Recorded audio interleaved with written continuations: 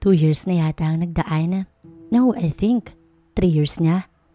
Ang pangalan ko ay RB, 34 years old. May asawa at isang anak. Kakalipat lang namin sa Laguna. Galing kaming Cavite at nanirahan kami doon sa loob ng 5 taon. Dahil nalipat na ako ng trabaho, iniwan na rin namin ang inuupahan naming bahay. Sa lugar na rin yung naganap ang isang pangyayaring hindi ko inaasahan. Isang mag-asawa ang may-ari ng inuupahan namin doon. Mabait ang mga ito at hindi na rin nakakapagtakang naging malapit kaming pamilya sa mag-asawa. Isang seaman si Renny, 43 years old, at ang misis niyang si Alma, 38 years old. Isang housewife pero may isang medium-sized convenience store. Dito siya madalas tumambay. Katabi ng bahay ang tindahan nila, ang inuupahan naming bahay. Dati itong bahay ng mga magulang ni paring Rene, pero nang namayapa na ang mga ito, ay pinaupahan na lamang nila ang bahay kaysa naman masira ito sa pagkakabakante. Gabi ako madalas nakakauwi galing sa trabaho at kapag bakasyon ni paring Rene ay nagiinuman kami sa kanilang bahay. Sa mga panahong ito, dito ko napansin ang angking kagandahan ni Alma. Medyo may kaputian ang kanyang kutis, saktong height lang sa 5 feet at medyo chubby. Di ko man pinapahalata pero nararamdaman kong may kakaunti akong pagnanasa kay Alma. Mabait siya sa amin kaya pilit ko na lang tinatago ang aking nararamdaman at respeto ko na rin ito kay paring Rene. Subalit sa paglipas ng panahon, hindi nagbago ang aking nararamdaman. Kapag nasisilayan ko siya sa tindahan na nakaupo sa isang bangko at nakasuot ng napakaiksing manipis na short, napapalunok na lang ako ng laway. Kakaiba talaga ang tama sa akin ni Alma. Minsan, hindi ko na rin ito natitiis. Tinitignan ko yung ilang sexing larawan niya sa FB account niya at talaga namang pumupunta ako sa banyo para gawin ang bagay na iyon habang siya ay aking nasa isipan. Mabuti na lang at hindi pa ako halatado ng aking misis. Housewife lang rin si misis. Siyempre, maganda pa rin naman siya sa paningin ko at sa kanya ko binubuhos minsan ang init na aking nararamdaman. Pero eka nga ng iba, minsan nababawasan na rin ang gana mo sa isang ulam na araw-araw mong natitikman kahit pa gaano mo ito kapaborito. Pero hindi ulam ang aking asawa. Asawa ko siya at ayokong maghanap ng iba kaya hanggang pantasya na lamang ako. Mas mainam na ito kaysa makagawa ako ng kasalanang hindi ko na mababawi pa. Pero mapaglaro talaga ang tadhana. Isang araw, bumili ako sa tindahan ng 1 kilong bigas. Naabutan kong nakaupo muli si Alma at nakadikwatro.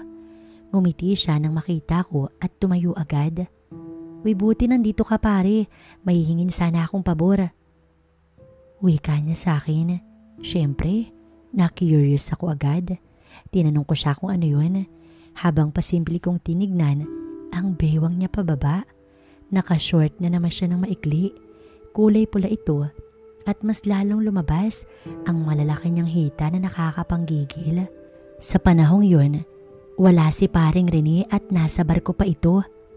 Marunong ka bang magkumpuni ng ilaw? Napundi kasi yung ilaw namin sa banyo kagabi. Pumutok yung bulb. Papalitan mo lang naman yun ng bulb nun. Sagot ko naman rito. Kasi yung cord na nakakabit sa bulb, nabalatan eh. Natatakot ako na baka makuryente pa ako. Sige na, marunong ka ba? Bumili naman ako kanina ng bulb. Dahil sa ngiti niya, napapayag niya ako. Hinatid ko muna ang binili ko at nagpaalam kay misis. Tumango naman ito kaya lumabas ako kaagad ng bahay. Pumasok ako sa 2-story house ni na Alma. Medyo marangya ang pamumuhay ng mag-asawa. May sarili pa silang sasakyan. Pagkapasok ko sa bahay, nakita kong nasa hagdan si Alma at ako'y tinawag. Sinundan ko siya paakyat ng hagdanan. Dahil dito, nanlaki ang mata ko sa napakatambok niyang pang-upo. Lihim ako napakagatlabi, lalo pang tumindi Ang init na aking nararamdaman. Sinundan ko siya papasok sa master's bedroom nila. Naamoy ko agad ang mala floral na halimuyak ng silid. Halatang babae lang ang nakatira at walang bahid ni paring Rene. Naituro sa akin ni Alma ang kanilang banyo. Nakita ko ang nakalaylay na kawad ng kuryente sa kisame at naputol ito. Binigay niya sa akin ng bagong bumbilya. Pinapatay ko sa kanya ang linya ng kuryente dahil ikakabit ko pa ang wire. Tumungtong ako sa isang kahoy na upuan at inabot ko na ang wire na nakalaylay. Binalatan ko ito ng kaunti para ma-expose ang electric wirings at saka ko na kinabit sa kabilang dulo ng putol. Mare, pwede ka bang magputol ng electric tape para maikabit ko na ito? Utos ko kay Alma. Okay, sige, wait. Nagputol siya ng 4 na piraso at inabot sa akin. Nang napayuko ako, nakita ko ang napakaganda niyang katawan. Hindi ako nagpahalata kaya inayos ko na agad ang trabaho ko. Pero ramdam ko na talaga namang nabuhay iyon. Hindi ko na pinatagal ang trabaho at nakumpuni ko na agad ito. Nagpasalamat sa akin si Alma at ngingiti-ngiti ito sa akin. Niyaya niya ako magmerienda sa ibaba na pinaunlakan ko naman. Bago pa ako makalabas ng silid, napansin ko sa ibabaw ng kama niya ang 3 men's magazine. Napangiti ako kay Alma. Nagbabasa ka pala niyan? Uwi ka ako sa kanya. Ha? Ay naku, wag mo na nga yang pansinin. Wala lang kasi ako mabasa. Naubos ko na ang novel sa bahay. Tsaka kay Rene ang mga yan. Nagdadala kasi siya niyan sa barko. Sa bagay, nakakalungkot nga naman sa barko, lalo na't malayo sa misis. Siyempre natural lang naman yan, tsaka mas okay na yan kaysa tumikim siya ng iba sa malayo. Ikaw, hindi ka ba nalulungkot dito? Ako? Natigilan sandali si Alma. Iniisip pa niya kung sasagutin ba niya ang tanong ko. Alam niyang iyon ang ibig kong sabihin, pero siyempre hindi naman na kami mga bata. Kaya napangiti na lamang ito. Hay, syempre naman nalulungkot rin. May pangangailangan rin naman ako, no? Napaisip ako bigla. Ano kaya kung ako yung magpupuno ng pangangailangan mo? Pero syempre, ayoko namang sulitin ng misis ng kumpare ko. Kaya bumaba na lang kami at medyo nagiinit na ang aura naming dalawa sa loob ng kwarto nilang mag-asawa. Nagmerienda kami sa lamesa nila sa ibaba. Wala pa ang mga anak ni Alma. Kaya kaming dalawa lang ang nasa loob ng bahay. Tinapay na may palamang peanut butter at soft drinks ang merienda namin na galing rin naman sa tindahan ni Alma. Usual lang ang kwentuhan namin, walang bagay na kakaiba o kalukuhan.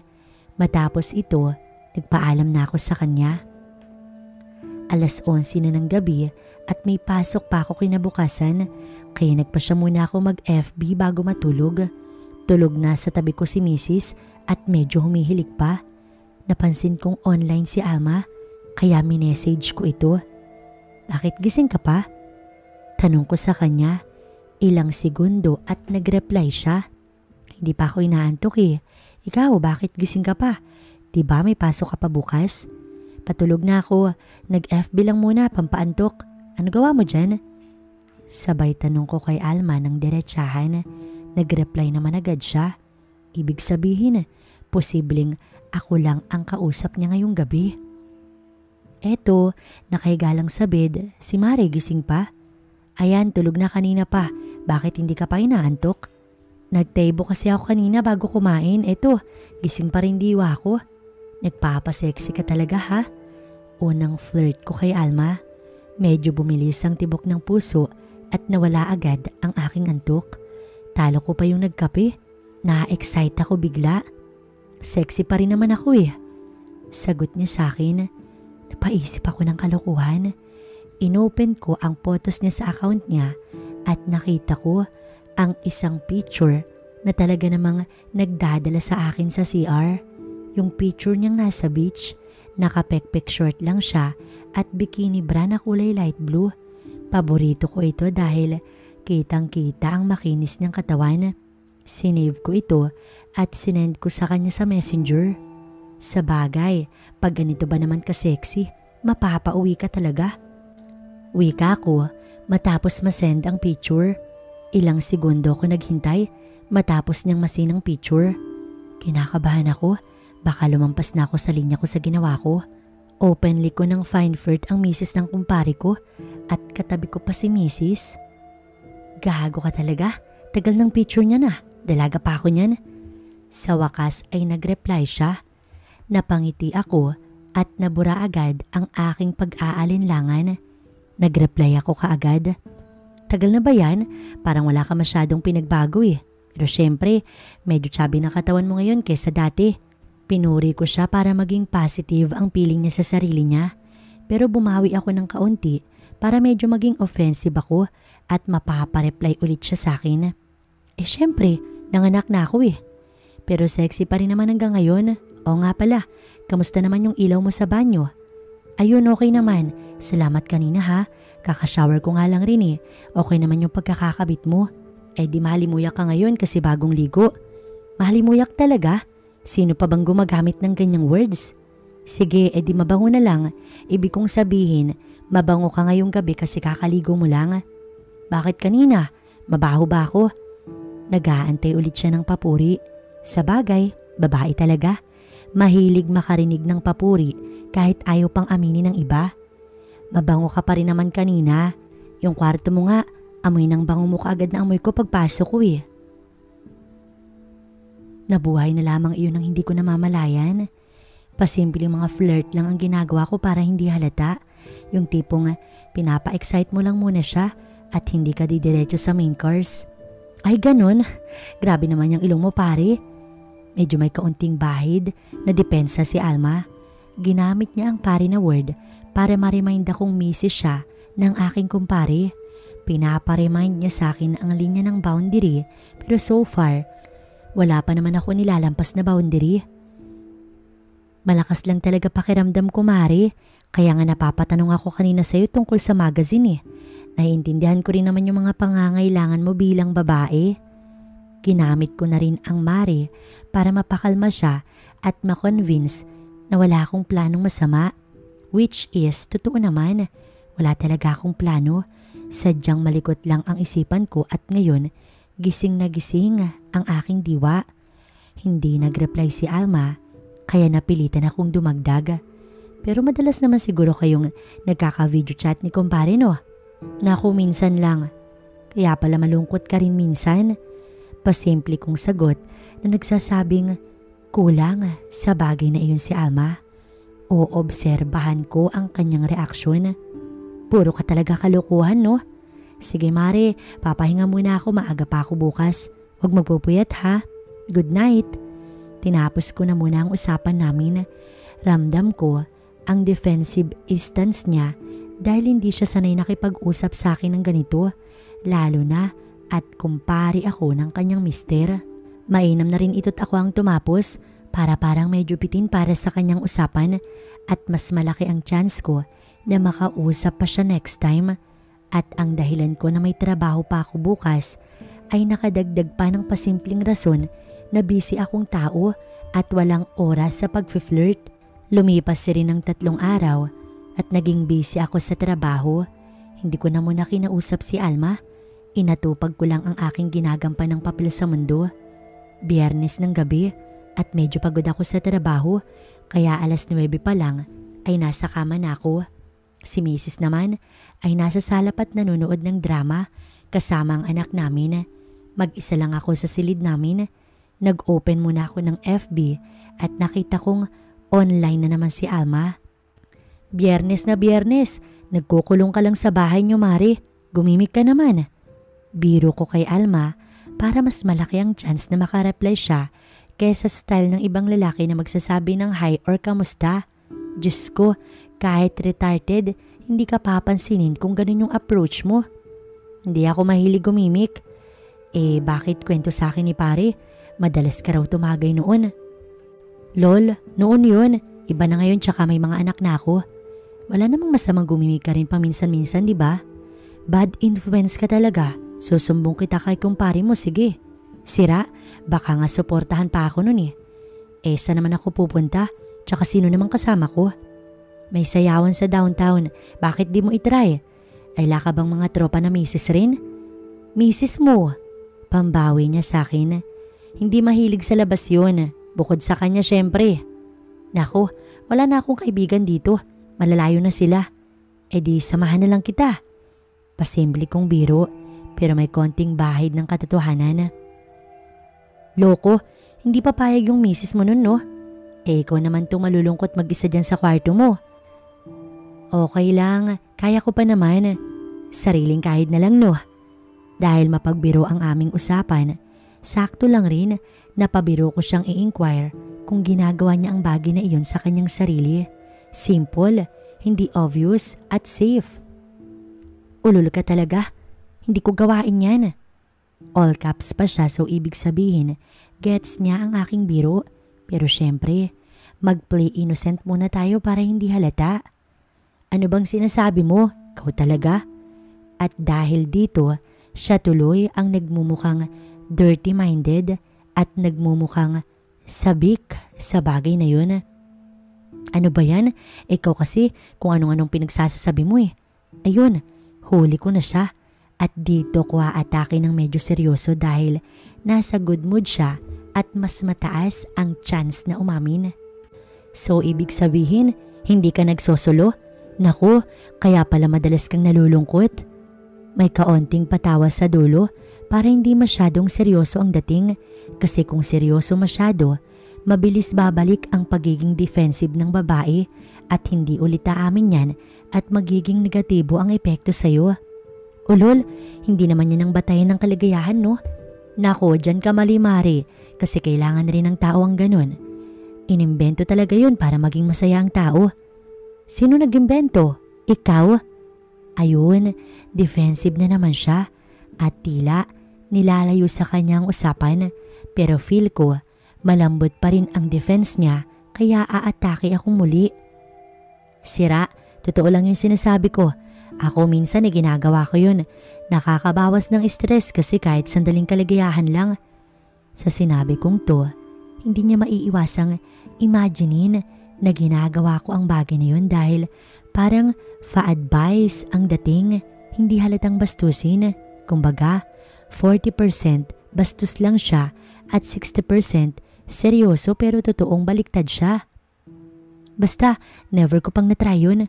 As in, imposible namang hindi ka nakakaramdam ng init, diba? So kung ganun, wala kang ginagawa. Nabanggit ko man ang init, hindi halatang bastusin kasi seryoso na ang datingan ko ngayon. Wala. Bakit hindi mo subukang mag-video call kay ni kumpare? Sigurado ko mag-i-enjoy yun kung makikita kang ginagawa ang bagay na yun sa sarili mo at nasa video pa. Ay ganun? Naku, nakakahiya naman yun. Hindi yan. Natural lang yan mahihiya ka sa simula pero katagalan masasanay ka rin. So madalas kong gagawin ganun. Naku Mare, walang problema kung madalas mong gawin. Walang masama doon. Nakakabawas siya ng stress at nagpapaligaya pa sa'yo. Promise. Grabe, may promise pang kaetsusan. Pero nanonood ka naman ng video, di ba? Seryoso kong tanong.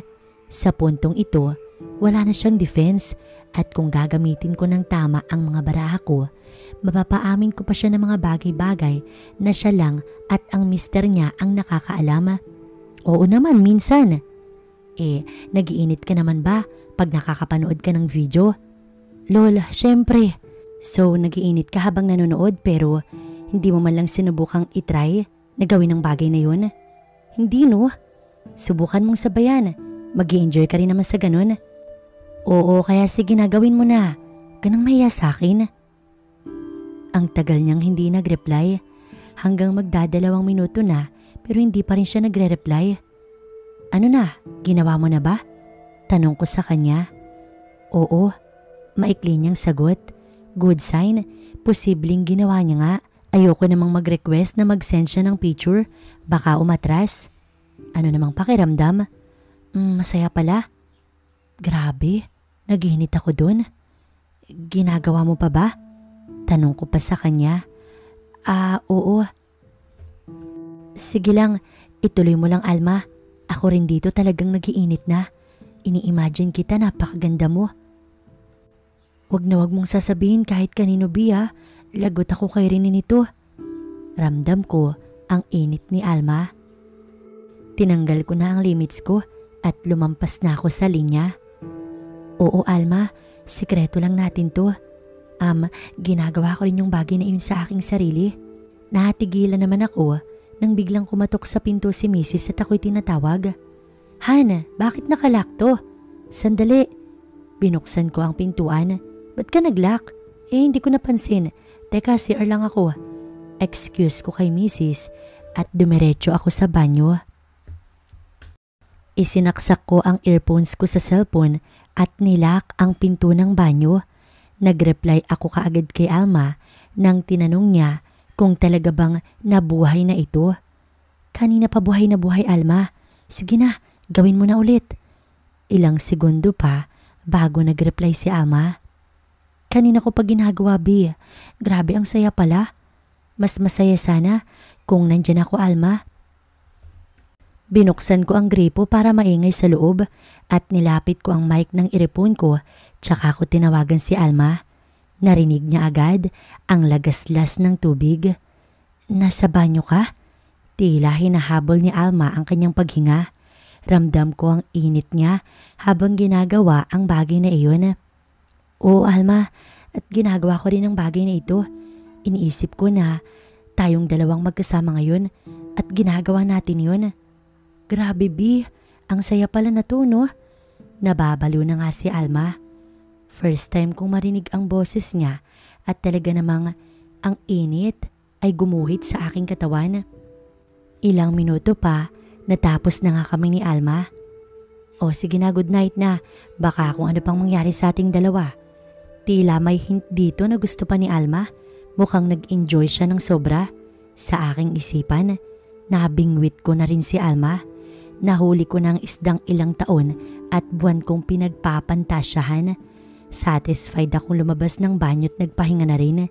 Hindi alam ni Mrs. ang password ko sa FB account ko.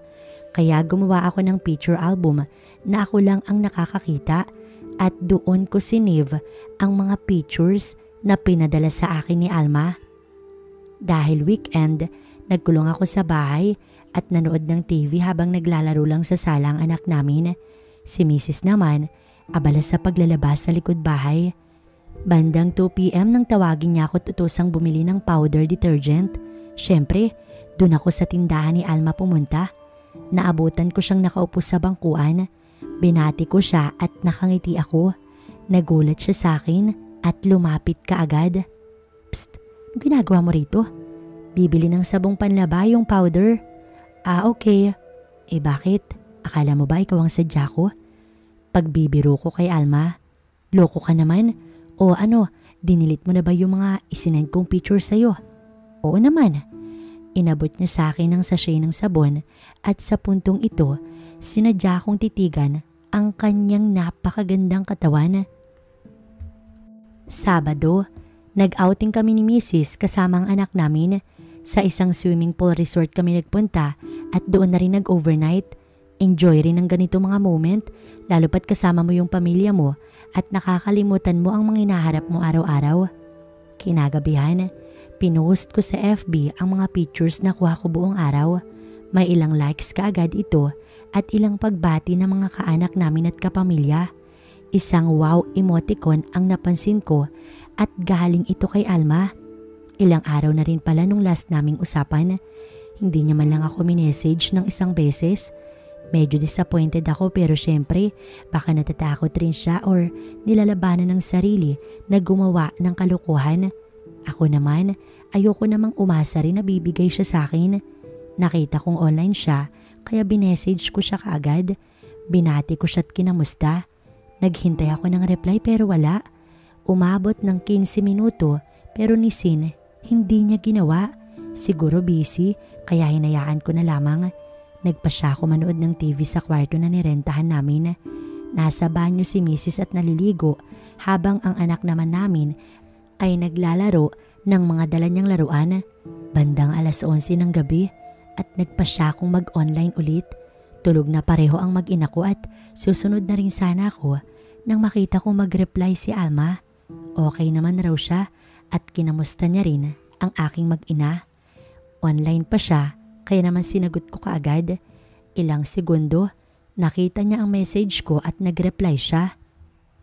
Mabuti naman at nag-outing kayo. Madalas kasi nasa loob lang ng bahay yung misis mo eh. Oo nga, yayayain ka rin sana namin kaso lang baka busy ka sa tindahan. Mukhang si misis agad ang tinapik niya. Umiiwas na posibleng mag-flirt ako ulit. Hinayaan ko na lamang muna at baka magmumuka akong desperado kung magpupumilit ako.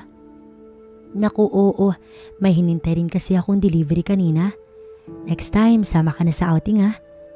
Dito ko na nilatag ang bitag. Try ko kung free. Ayun, kumagat. Oo, para makita rin kitang nakabikini. At tinapos ko ito sa isang pabirong flirt. Loko ka talaga, di naman ako nagbibikini. Tabako kaya? Siyempre, gusto niyang marinig ang isang papuri sa sinabi niyang mataba siya. Pero iiwas ako sa ine-expect niya. Sarap kayang tignan ng medyo malaman, lalo pa kung makikita ko yung maputi mong mga hita. Kaunting papuri na hinaluan ko ng katotohanan dahil hindi ko sinabing hindi siya mataba, bagkus sinang-ayunan ko siya pero pinuri ko pa rin. Mas mainam ito para mas tanggap niya ang sarili niya kaysa bulahin mo siya na kasing sexy ng Miss Universe ay baka hindi na ako magkaroon ulit ng chance. Hinaluan ko na rin ng mapilyong mga salita para mapukaw ulit ang kanyang pagkainit. Kumpiyansa ako na pangiti ko ulit siya. Puro ka na naman kalukuhan. Hindi ko gustong sayangin yung oras mo sa kalukuhan, Mari. Totoo yung sinasabi ko. Iba talaga dating ng katawan mo, yung tipong napapakagat-labi ka kung mapapadaan ka. Loko ka talaga? Oo naman, napakagat-labi nga ako last time eh. Iba naman kasi yun. Mukhang ume-epekto na naman ulit ang kamandag ko kay Alma. Medyo nagpapabata na at palandi na ang style ng reply niya. Tinaas ko pa ng kaunti ang level ng aking pakikipagharutan. Ngayon nga, tinitignan ko tong isang picture mo sa FB eh. Ha? Anong picture? Etong nasa beach. Yan na naman, wag mong titigan, baka naman matunaw ang tabako dyan. Kakagigil nga eh, yung hita mo ang kinis. Grabe, napaka-sexy mo. Ganon, gigil ka na ah. Siyempre, ang hot mo kasi Mari. Loko ka, misis ako ng kumpare mo baka nakakalimutan mo. Hindi ko naman nakakalimutan yun tsaka wala naman tayong lihim na relasyon. Mukhang nilalaro niya sa akin ang guilt trip ngayon. Mahirap makarecover sa ganito. Either pilitin ko o aatras ako. Both, kapag mag-fail, hindi ko na pwedeng ma-flirt ang pinagpapantasyahan kong babae. Mabuti nang malinaw tayo doon. Oo naman, ayoko rin namang manghimasok sa inyo ni pare. Yung sa atin lang naman parang panglabas init. Oo naman, ayoko rin namang manghimasok sa inyo ni pare. Yung sa atin lang naman parang panglabas init, lalo na sa malamig na gabi. Loko-loko, ilabas mo kaya yung init mo sa misis mo. Nilabas ko na kanina, eto nga tulog eh. Napagod siguro. Siyempre hindi totoo yun. Sinalag ko lang ang guilt trip niya sa akin. Ay iba siya, pinagod mo talaga si Mari. Oo, tsaka pagod rin maghapon sa pool. Pero ako dito meron pa namang reserba. Style lang para magmukhang macho at mahaba ang resistensya. Di ikaw nang malakas. Oo naman, kaya baka ikaw hindi mo rin kayanin to. Simpleng pagmamayabang na may halong init. Sinusubukan ko ulit kung kakagat si Alma at nang malaman kong interesado pa rin sa akin, so far naman hindi pa siya tumitigil sa pagre-reply. Bakit ako? Pa-inosente ulit si Alma. Obviously, alam naman niyang nasa isipan ko, mukhang game na naman siya. Nakakagigil ka kasi, hita pa lang panalo na. Tapos yung labi mo, sarap halikan. Asan ka ba ngayon, Mari? Andito sa bed. Ano namang suot mo? T-shirt at short lang? Maigsing short? Oo. Mari, gusto mo ba? Gawin ko ang bagay na iyon sa'yo? Mas lalo kong nilinaw para mas sigurado ko at mas nakadagdag pa ito ng init dahil mapapa-imagine siya na ginagawa namin ang bagay na yun. Grabe ka, Bi, magkakasala ako kay Rene. Pangpalabas lang ng init to, Mari. Habang wala si pareng Rene, di ako muna ang magpupuno. Para hindi ka na nalulungkot dyan. Mahirap na kaysa naman ano pang gawin mo. Gigil na rin ako sa'yo, Mari. Grabe ka naman, Bi. Nagiinit ako sa'yo eh. Kung nandito ka, baka ginawa ko na ang bagay na yun. Pag uwi ko talaga dyan, Mari, lagot ka sa akin. Unti-unti ko nang napapasunod si Alma sa aking mga kagustuhan. Init na init ito sa akin at 2 beses ko siyang nakakachat. Wednesday ng hapon, maaga ako nakauwi. Wala pa sa bahay ang anak ko at nasa bayan naman si Mrs. Bumisita ako sa tindahan ni Alma. Nadatnan ko siyang nakaupo ron. Binati ko siya pero hindi na tulad ng dati. Pinansin ko kaagad ang kanyang kaseksihan. Ngumiti lang siya sa akin at tinanong kung bakit maaga ko. Nakiusap ako kung okay lang na pumasok ako sa tindahan. Pinagbigyan naman niya ako. Tinabihan ko siya sa bench na kahoy. Hindi kami kita sa labas dahil nakatakip sa amin ang may salamin na aparador sa harap ng tindahan na puno ng mga paninda. Tinitigan ko ang kanyang katawan habang siya naman ay abala sa pagbabasa ng isang nobelang gawang Pinoy. Pinansin ko muli ang sexy niyang katawan. Ngumiti lang siya sa akin pero hindi naman niya ako tinitigan. Hindi ko maipaliwanag pero malakas ang loob ko sa panahong to. Kumpiyansa akong hindi papalag si Alma kung sakaling hawakan ko ang kanyang braso at ginawa ko nga ito. Nagulat siya sa ginawa ko at nilayo niya ang kamay ko. Oh, baka naman may makakita sa atin. Wala namang tao. Sagot ko naman sa kanya. Kahit na mahirap na, baka may makasilip dito. Okay, kabado ka talaga masyado no? Hinimas ko ang likuran niya. Hindi naman siya pumalag, kaya hinimas ko pa ng ilang beses ang likod niya. Minasahe ko ang batok niya and ang scalp niya ng kaunti. Nakaponytail ang buhok ni Alma, kaya hinawi niya ang kamay ko. Binalik ko muli sa likod niya ang kamay ko at tumabi pa ako sa kanya. Dikit na ang gilid ng katawan namin at inakbay ko muna ang kamay ko. Tila hindi naman pumalag si Alma. Mukhang nag-e-enjoy na rin. Hinalikan ko ang gilid ng ulo niya, sabay singhot muli sa kanyang buhok. Bumaba ang halik ko sa may tenga niya pero tumigil ako dahil baka makiliti ko siya. Ang nakaakbay kong kamay ay binaba ko papunta sa kanyang bewang at niyakap ko ito tsaka hinila palapit sa akin.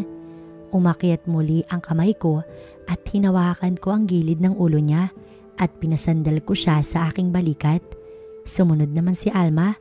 Para na kaming magkasintahan sa pwesto namin. Bumaba muli ang kamay ko upang yakapin ang bewang niya at hinalikan ko siya sa noo na palambing. Ang sexy mo talaga, Mari. Nakakagigil ka na. Bulong ko ulit sa kanya. Kinurot niya ako sa tiyan pero hindi pa rin siya sumasagot at patuloy pa rin sa pagbabasa. Dahil malapit ang mga mukha namin, hindi na siya nakatanggi nang hinalikan ko siya sa labi. Masidhi ko siyang pinaghahalikan. First time ko makalips to lips si Alma at talaga namang init na ako sa kanya. Dahan-dahan naman niya ako niyakap. Nagpadala na sa init si Mari. Nagpatuloy ang halikan namin ng ilang segundo. Bigla siyang huminto at nilayo ang mga kamay ko. Hoy, uwi ka na. Bulong niya sa akin pero bigla ko siyang niyakap mula sa likod at kinabig palapit sa akin. Hinalikan ko siya muli sa labi. Lumaban siya ulit sa akin. Todo bigay siya sa akin. Hiniga ko siya sa kama at sinimulan na ngang gawin ang bagay na iyon. Agad na nga akong pumesto. Hindi na ako nagsayang ng oras at kitang-kita ko sa ekspresyon na mukha ni Alma na talaga namang enjoy na enjoy siya ng mga oras na yun. Hindi malaman kung saan ibabaling ang ulo. Andong hahawak sa kanyang ulunan.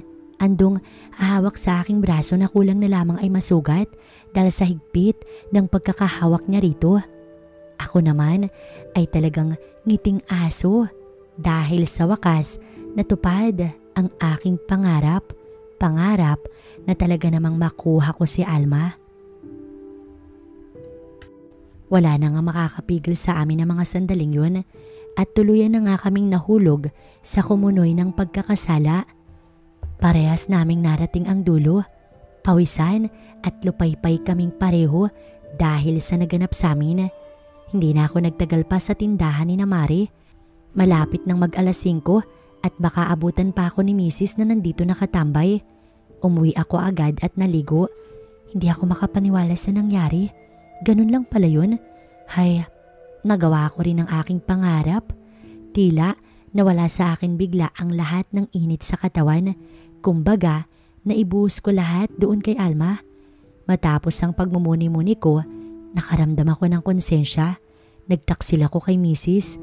Oo, inaamin kong may ilan na rin ako naka-textmate o naka-chat noon. Pero ito ang kauna-unahang pagkakataong pumatol ako sa ibang babae simula nang ako ay kasal.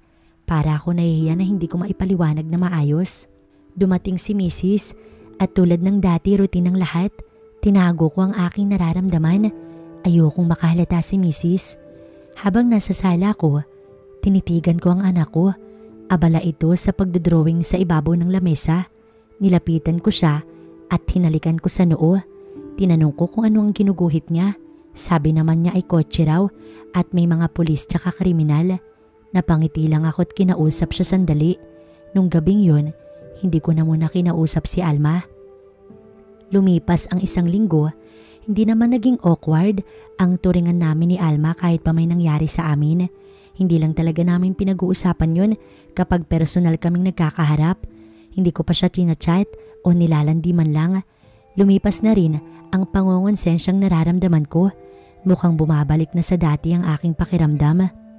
Isang gabi, abala ako sa aking sinusulat ko mga papeles para sa isang insurance company nang biglang mag-message sa akin si Alma.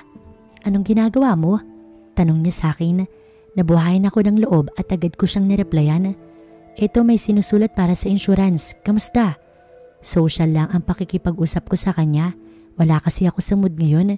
Tinignan ko rin si Mrs. na nasa sala at nanonood ng TV matapos itong makapaghugas ng mga pinggan. Eto, nakahiga sa kama. Tumaas ang aking kilay. Ramdam kong nasa mood makipagharutan si Alma. Mukhang siya na ang nagsisimula ng usapan at parang naghahabol na. Talaga, patingin nga. Pilyo kong reply. Wala pa rin naman ako sa mood pero ayoko namang makalata si Alma na parang umaayaw na ako. Sinipat ko naman si Mrs. Nakatalikod siya sa akin, abala sa panonood ng TV.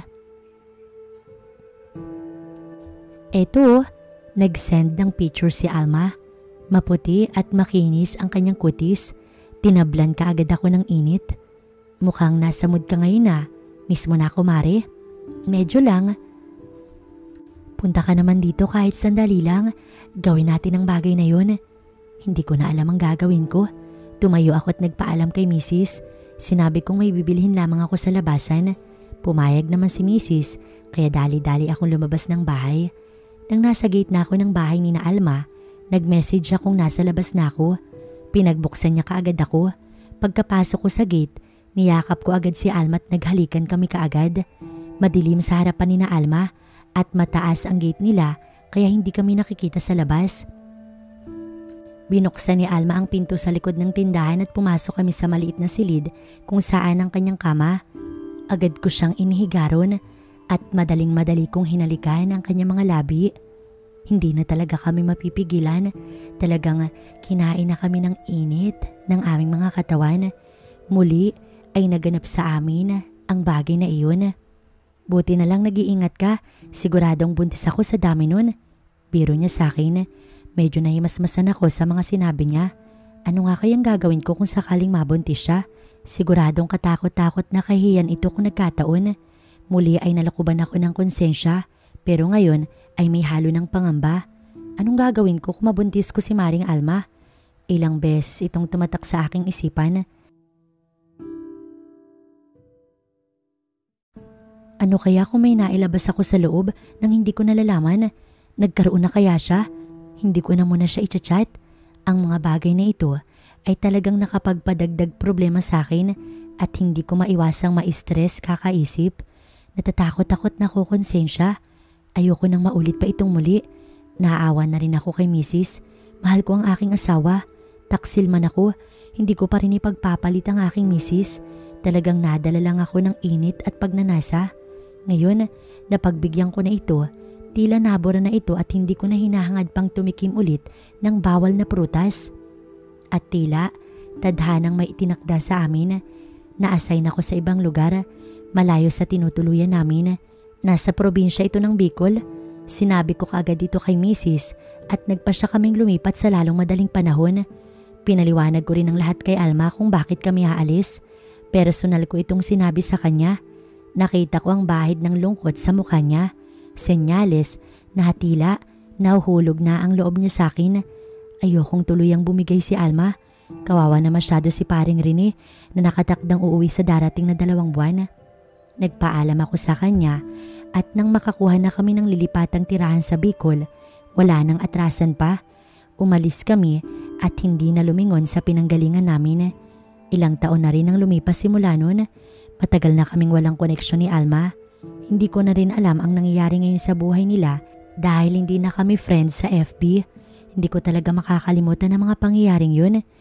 Isang nakakainit na yugto ng buhay ko na ang sarap balikan sa alaala pero ang hirap ulitin sa hinaharap. Nangako ako sa sariling magiging matibay na ako sa tukso. Hindi ko pa rin maiwasang magnanasa sa ibang babae, lalo pa kung kilala ko sa personal, pero dinadaan ko na lamang ito sa bagay na iyon at nakukontento na lamang ako sa aking sarili sa banyo. Mas pipiliin ko pa ang ganitong setup kaysa pagbayaran ko ang lahat ng ito kung sakaling malugmok ako sa kamunduhan.